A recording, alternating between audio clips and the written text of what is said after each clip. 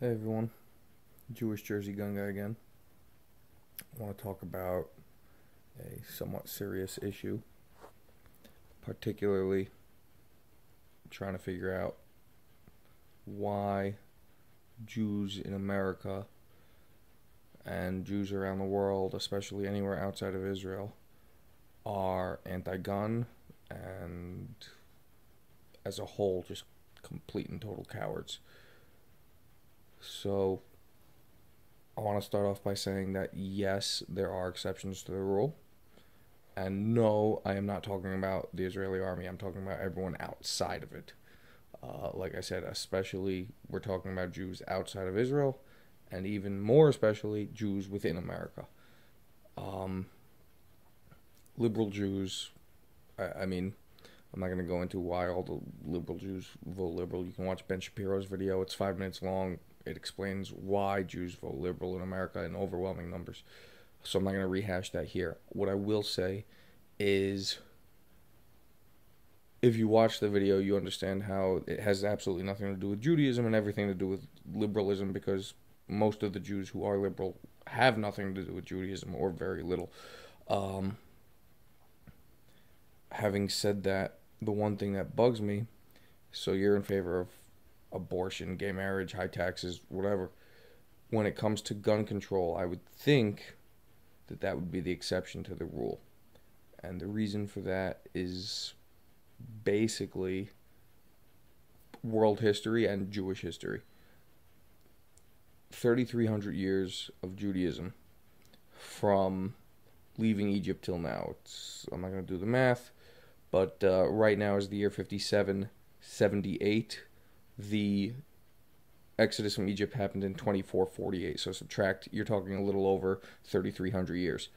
Uh, so given that in that 3,300 years, Jews were not always like this. You read in the Bible, you read throughout history. There was a time when Jews had an army. There was a time when Jews kicked ass, but it's no longer true. In the last 1800, 1900 years, since the second exile, or I should say, since the exile of the second Jewish state, Jews have turned into cowards. Now, we have a third Jewish state, and a lot of the Jews in that third Jewish state are not cowards, especially those who live in what they call disputed areas, which are so obviously ours, but they dispute it, so it's disputed. Um, if you exclude those Jews, we're talking about, again, Jews in America, Jews in Europe, Jews in Canada, Jews in Australia, etc. For the most part, they're extremely left wing and they're total cowards. And a big part of this is the rabbis. The rabbis are cowards, and therefore the Jews aren't educated to be anything but cowards. But having said that, if you look at 1900 years of Jewish history from the exile of the second state,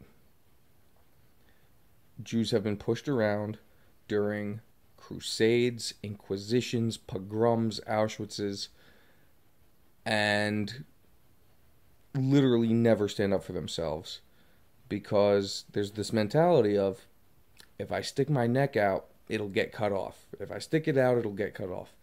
You know? Here's the problem with that theory. If you don't stick your neck out, it still gets cut off. You're a Jew. Your neck is stuck out whether you want it or not. That's the bottom line. And literally 1900 years of post second state exile have proven that. Whether you stick your neck out or not, it's stuck out for you, whether you like it or not. And there's no amount of assimilation that'll, oh, but I'm not a practicing Jew, or, oh, I'm just an American, I'm not a Jew. No.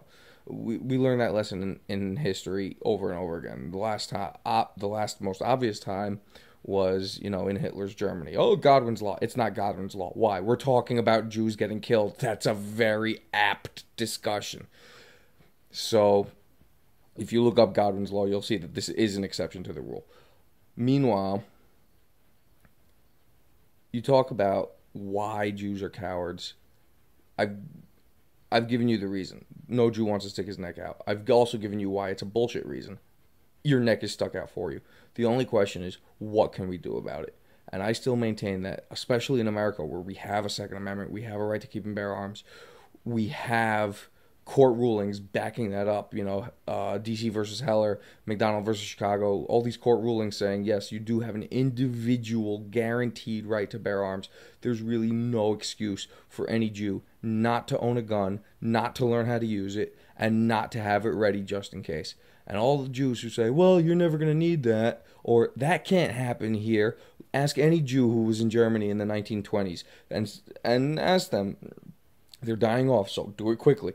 Ask them, did you ever consider that it could have happened in Germany, which was at the time the most liberal, the most progressive, these words sound familiar, anyone?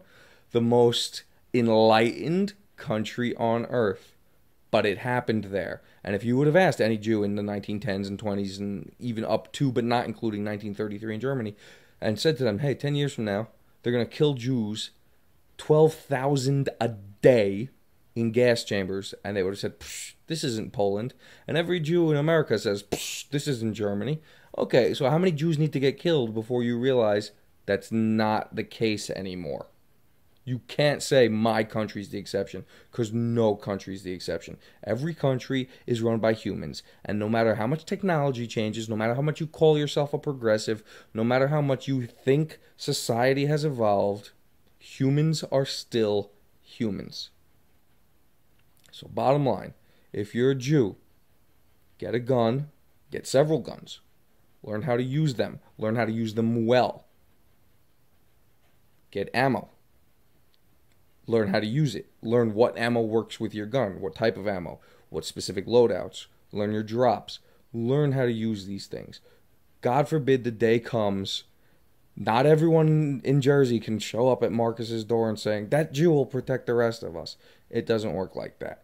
You have to have your own ready-to-go equipment. Get a gun, get ammo, learn how to use that stuff. And if you don't believe me, just look throughout history. All right, I'm out.